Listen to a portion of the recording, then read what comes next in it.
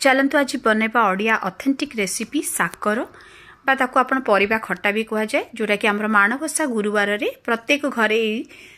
Recipe निश्चय बना जाय थाए आ एटा बनैया पे किछि सिलेक्टिव परिबा ही आपन को आवश्यक हबो जेमिति कि आमर किछि कखारु आ कंदमूल आ एठी मु मूला को गोल गोल करी काटी नेछि आ किछि सारू आ एमति नडिया को देखंतु एवं पतला पतला स्लाइसेस आकार ताको काटी नेछि तापर सब गुडा को परिबा को आमे किछि लूण एवं हळदी दे ताको किछि समय सिझिबा को छाडी नबा परिबा गुडा को सिझि जिवो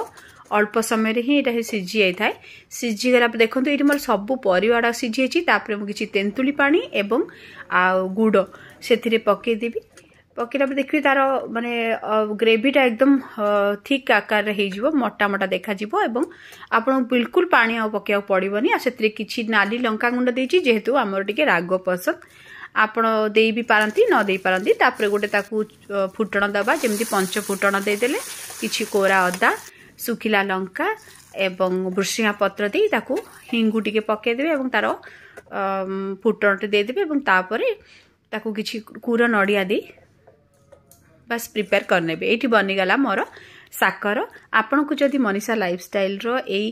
छोटिया रेसिपी भल लगा तो लाइक शेयर करिया को जमार भूलिबेन। Thank you.